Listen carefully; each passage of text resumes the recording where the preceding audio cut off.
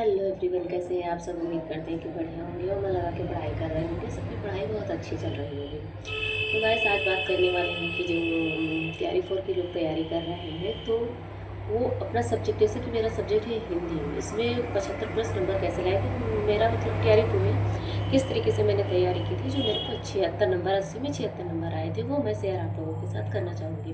तो सबसे पहली बात, आपको क्या करना है कि बहुत ज़्यादा बुकें नहीं इकट्ठा करना है, क्योंकि जितनी ज़्यादा बुक होगी आप उसको पढ़ोगे तो रिवीजन उसका बार बार नहीं हो पाएगा आपका, ये चीज़ें क्लियर रहती है। तो सबसे पहली बात ये है कि आप कुछ सिलेक्टेड बुक लें। अगर आपने कोचिंग की है तो अपने नोट्स को कई बार पढ़ें।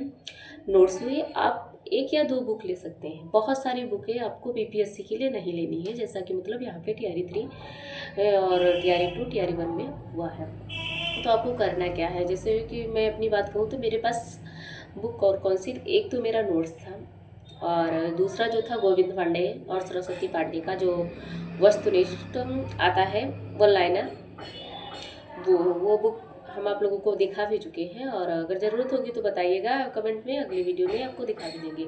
तो सरस्वती पांडे और गोविंद पांडे की बुक थी। और व्याकरण के लिए हमारे पास सिर्फ और सिर्फ वासुदेव नंदन था, वासुदेव नंदन। और मैंने जैसा कि आप लोगों से बताया कि ऑनलाइन मैंने बैच परचेज किया था, तो उसका नोट्स था साहित्य विधाओं का पूरा, मतलब नोट्स था। एक व्याकरण का था, साहित्य विधाओं का था और हिंदी साहित्य के इतिहास का था।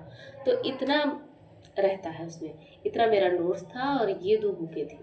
तो इसमें से मतलब मैंने किस तरीके से पढ़ाई की थी, जैसे मैंने गोविंद पांडे को करीब करीब 2 से 3 बार पढ़ा था उस टाइम पे।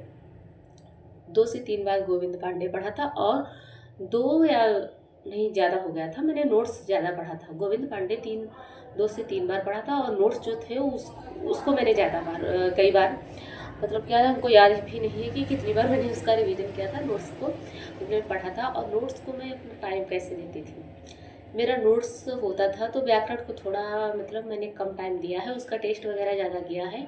और उसमें से कुछ टॉपिक जो मतलब मैं देखती थी, जैसे शब्द अलंकार पूछा जाएगा या अर्थालंकार, ये आप लोग देखेंगे तो उसमें आपको पता चलेगा। तो वही टॉपिक मैं व्याकरण से पढ़ती थी या टेस्ट देती थी। व्याकरण ज़्यादा मैंने नहीं पढ़ी थी, लेकिन हाँ मतलब पहले से तैयार था। उस टाइम पे मैंने इतना व्याकरण नहीं पढ़ी थी और उसका टेस्ट करती थी, व्याकरण का मैं टेस्ट करती थी।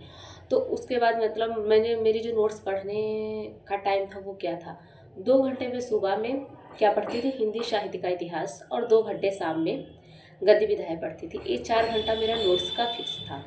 और गोविंद पांडे को 1 घंटे दोपहर में मैं देती थी ऑनलाइन, जो टेलीग्राम वगैरह पे क्लास होती, 1 घंटा वो वहाँ पे मैं मतलब पढ़ती थी। और उसके बाद क्या होता था, जैसे कुछ आप देखेंगे तो फ्री में टेस्ट होते हैं टेलीग्राम वगैरह पे, तो उसमें डाल देते हैं टॉपिक, इस टॉपिक पे टेस्ट होगा। तो 1 घंटे वो गोविंद पांडे की मेरी हो गई, 2-2 घंटे मेरा जो था ये नोट्स हो गया, तो 5 घंटा हो गया। ये 5 घंटे की पढ़ाई मेरी फिक्स थी। इसके अलावा मैं रिवीजन करती थी, जैसे टॉपिक अगर दे दिया किसी भी उसमें से, क्योंकि टेलीग्राम का मुझे कोई आइडिया नहीं था कि टेलीग्राम कैसे मतलब यूज किया जाता, क्या मतलब कोई ऐसा चैनल नहीं पता था।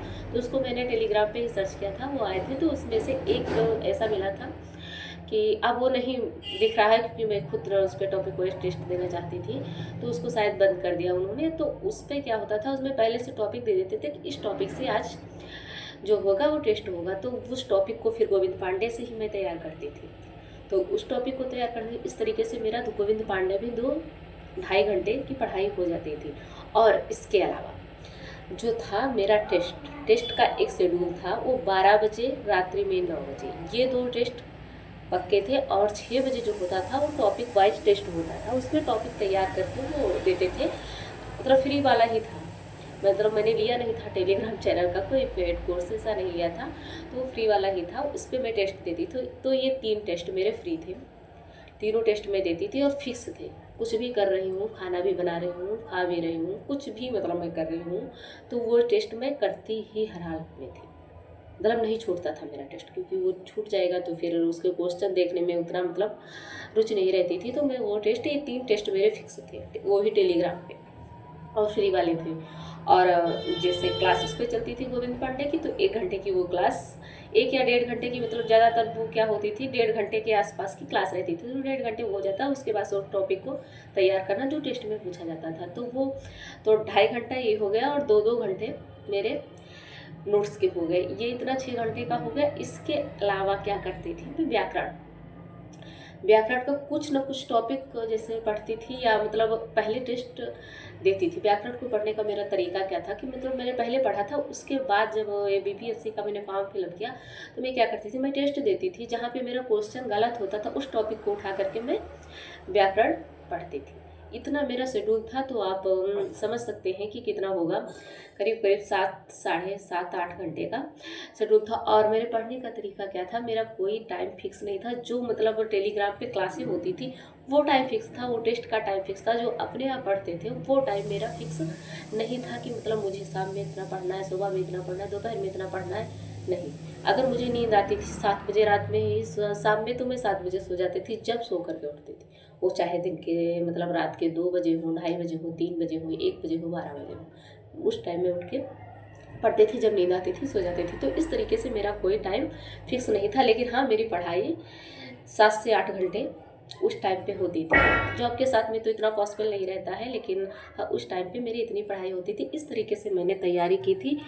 तो मेरे जो तैयारी थे 2 में थे, उसमें 80 में 76 नंबर सब्जेक्ट में आए थे। और वहाँ पे आपको क्या करना है, क्योंकि आप देखते हैं कि जैसा कि यहाँ तैयारी में बीपीएससी तैयारी 3 या 2 1 to 5 जो भी हुआ, तो उसमें क्या होता था कि जो था उससे मिलता था 5 ऑप्शन आते हैं। तो 5 ऑप्शन में से आपको क्वेश्चन पढ़ना है सही से क्वेश्चन पढ़ के तब उसका आइडिया मतलब आंसर करना है, क्योंकि क्वेश्चन वहाँ पे गलत हो जाते हैं। तो बस आज की वीडियो में इतना ही। मिलते हैं अगले वीडियो में, तब तक के लिए खुश रहिए, मस्त रहिए और आगे की पढ़ाई करते रहिए।